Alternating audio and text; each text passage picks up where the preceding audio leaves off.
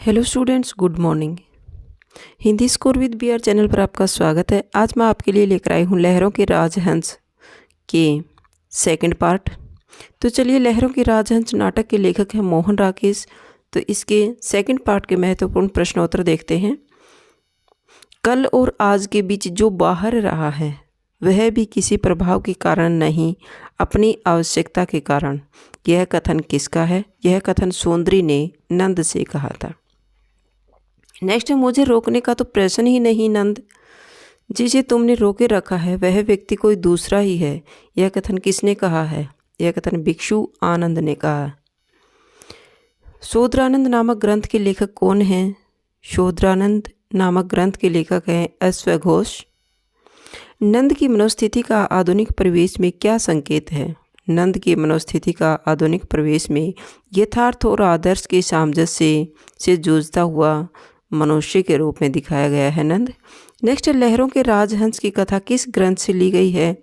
लहरों के राजहंस की कथा शोधरानंद ग्रंथ से ली गई है।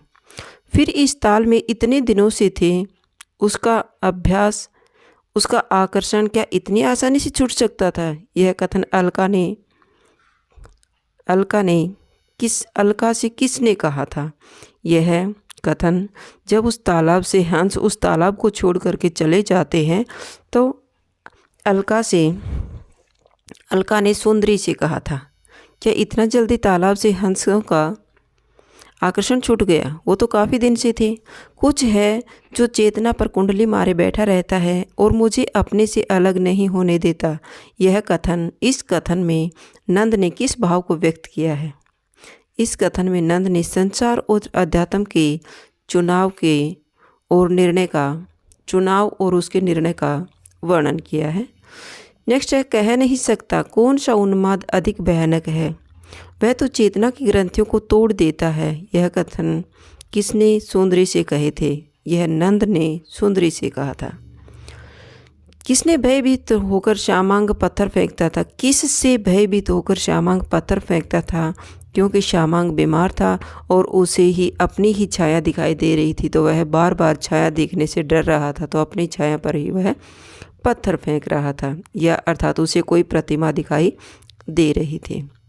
नंद विशेष रूप से किसके प्रति आकर्षक था? सुंदरी के प्रति नंद विशेष रूप से आकर्षक था और वह सुंदरी के प्रति आकर्षक था और अध्यात्म से भी जुड़ना चाहता था। नेक्स्ट, कामोत्सव कामना का उत्सव है। सुंदरी ने यह कथन किससे कहा था? यह कथन मित्रेय से कहा था। मित्रेय कौन था? मित्रेय नंद का मित्र था, दोस्त था। मेरा मन साधारण बातों में असाधारण अर्थ नहीं ढूंढता, यह कथन किसने कहा था? यह कथन सुंदरी का था। आहत होना ही उनके उड़कर चले जाने का कारण हो, यह कथन किसने कहा था? अलका ने सुंदरी से कहा था कि वो आहत हो गए हों, शायद इस तालाब से वो ऊब गए हों और वहाँ से आहत होकर वहाँ से उड़ गए हों। कोई गौतम बुद्ध से भी कहे कि कभी कमल ताल के पास जाकर इनसे भी निर्वाण और अमरत्व की बात कहे, यह कथन किसका था? यह कथन सुंदरी का था। नारी का आकर्षण पुरुष को पुरुष बनाता है, तो उसका अपकर्षण या विकर्षण गौतम बुद्ध बना देता है। इस कथन से सुंदरी ने किस पर कटाक्ष किया है? इस कथन से सुंदरी ने यशोधरा पर कटाक्ष किया है, क्योंकि यशोधरा गौतम बुद्ध की पत्नी थी और उसने उसको छोड़ करके निर्वाण प्राप्त कर लिया था, वो बौद्ध भिक्षु बन गए थे। सब कुछ एक आवृत्त में घूम रही है, एक चील सब कुछ झपट कर लिए जा रही है, इसे रोको इसे रोको, यह कथन किसका था? यह कथन श्यामांग का था। क्या कहते हैं, आपका विवाह एक यक्षिणी से हुआ है जो हर समय आपको अपने जादू से चलाती है, यह कथन किसका था? यह कथन नंद का था। वाणी के छल से तुम मुझे किस ओर ले जाना चाहते हो, परंतु यह दिशा मेरी नहीं है, कदापि नहीं है, यह कथन किसका था? यह नंद का था। सिर एक भिक्षु का और शेष शरीर एक आहत योद्धा का, यह कथन किसका है? यह कथन सुंदरी का है। फिर एक ताल में इतने दिनों से थे, उनका अभ्यास, उसका आकर्षण क्या इतनी आसानी से छूट सकता था? यह कथन अलका से किसने कहा था? सौंदर्य ने कहा था। लग रहा था जैसे हाथ लगते ही वह आशंका से कांप जाएगा। वह शब्द किसके लिए आया है? वह शब्द मृग के लिए आया है। नेक्स्ट, संभवतः उसे देखने के लिए जो दृष्टि चाहिए वह दृष्टि तुम्हारे पास नहीं है। यह कथन किसका था? यह कथन नंद का है। नेक्स्ट, लहरों के राजहंस नाटक में कथा का संबंध किस स्थान से है? कथा का संबंध कपिल वस्तु नामक स्थान से है।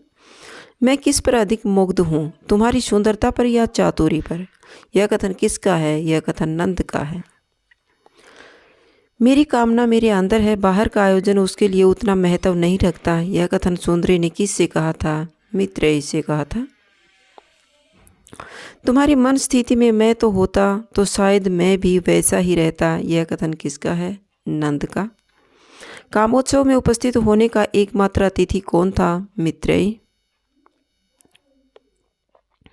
गौतम बुद्ध को किस अन्य नाम से जाना जाता था? गौतम बुद्ध को अन्य एक तथागत के नाम से भी जाना जाता था।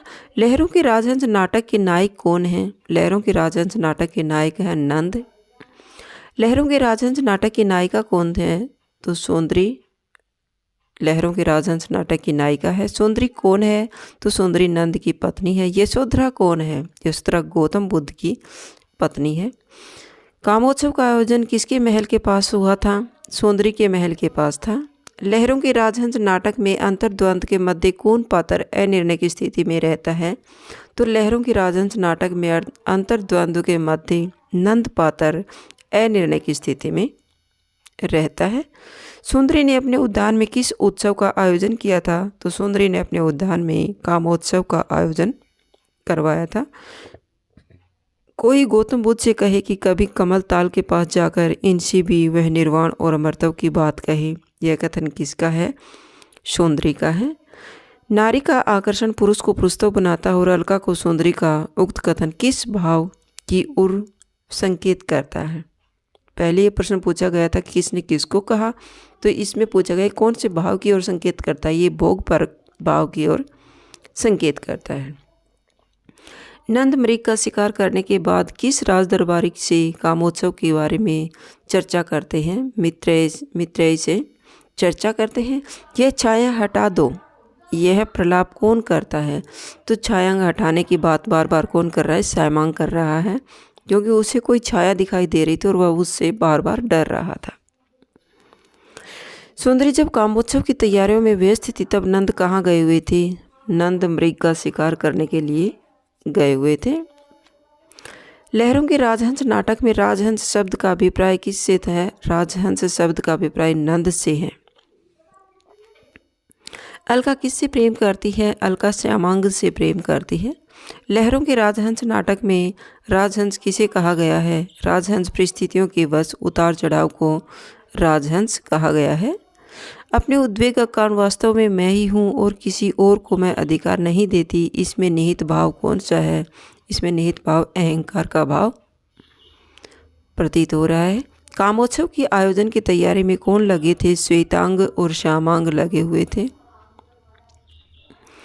सौंदर्य गर्विता सौंदर्य का गर्व कब चूर चूर हो गया था? जब नंद बौद्ध धर्म में दीक्षित होकर बौद्ध भिक्षु के रूप में घर आए थे, तब सौंदर्य का गर्व चूर चूर हो गया था। नंद भी बौद्ध भिक्षु बन गए थे। मोहन राकेश का जीवन काल क्या था? मोहन राकेश का जीवन काल सन 1925 से 1972 तक था, यानी उसका जन्म सन 1925 में हुआ था और मृत्यु सन 1972 में हुई थी। यह नाटक किस प्रकार का है? यह नाटक प्रतीकात्मक नाटक है। इस नाटक में लहरें किसका प्रतीक है? लहरें परिस्थितियों का प्रतीक है। सरोवर शब्द किसका प्रतीक है? सरोवर सांसारिकता का प्रतीक है।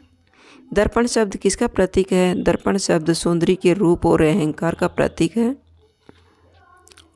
यानी बाद में दर्पण टूट गया, अर्थात सौंदर्य का जब नंद एक भिक्षु बन जाता है तब उसका भी अहंकार, रूप सौंदर्य के प्रति जो अहंकार था वह टूट जाता है।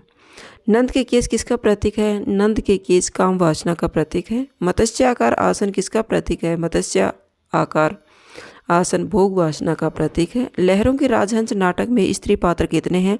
तो लहरों के राजहंस नाटक में 4 स्त्री पात्र हैं, सौंदरी, अलका, यशोधरा और निहारिका। कामोत्सव में एकमात्र अतिथि कौन आता है? मित्रेय आता है। मैं घर देखना चाहता था, नंद घर, कक्ष या उद्यान नहीं। तुम्हारे पास कक्ष और उद्यान सब कुछ है, पर घर नहीं है जिसमें तुम्हारी आत्मा विश्राम कर सके। यह कथन किसका था? यह भिक्षु आनंद का था। किससे कहा था? नंद से कहा था। कैसे सौपन में सूखा सरोवर किसे सौपन में सूखा सरोवर, पत्रहीन वृक्ष और धूल भरा आकाश दिखता है? तो अलका को सौपन में सूखा सरोवर, पत्रहीन वृक्ष और धूल भरा आकाश दिखाई देता है। अलका अपने शौपन का जिक्र किसके सामने करती है? तो अलका अपने शौपन का जिक्र सौंदर्य के सामने करती है। श्यामांग की प्रेयसी कौन है? तो श्यामांग की प्रेयसी अलका है। इस नाटक में पुरुष पात्र कौन कौन है? इसमें 7 पुरुष पात्र हैं, नंद, श्वेतांग, श्यामांग, मित्रेयी, शशांक, गौतम बुद्ध और भिक्षु आनंद। इस नाटक में प्रधान कर्मचारी कौन है? श्वेतांग इस नाटक में प्रधान कर्मचारी है। सुंदरी किसे दीपक जलाने और पतिया सजाने को कहती है? सुंदरी श्वेतांग को दीपक जलाने और पतिया सजाने के लिए कहती है। भिक्षुणी का वेश धारण कौन करेगी? तो भिक्षुणी का वेश धारण देवी यशोधरा करेगी। कमल ताल में पत्थर फेंकने का कार्य कौन कर रहा था? कमल ताल में पत्थर फेंकने का कार्य श्यामांग कर रहा था, क्योंकि उसे जब वो छाया दिखाई देती है, डरावनी छाया दिखाई देती है, तो वह उससे डर करके पत्थर फेंकने लगता है। श्यामांग पत्थर किस पर फेंक रहा था? छाया पर। सुंदरी किसे मदिरा लेने के लिए कह रही है, जिससे वह मन स्वस्थ हो जाएगा? यह कथन किसका था? यह कथन सुंदरी का था।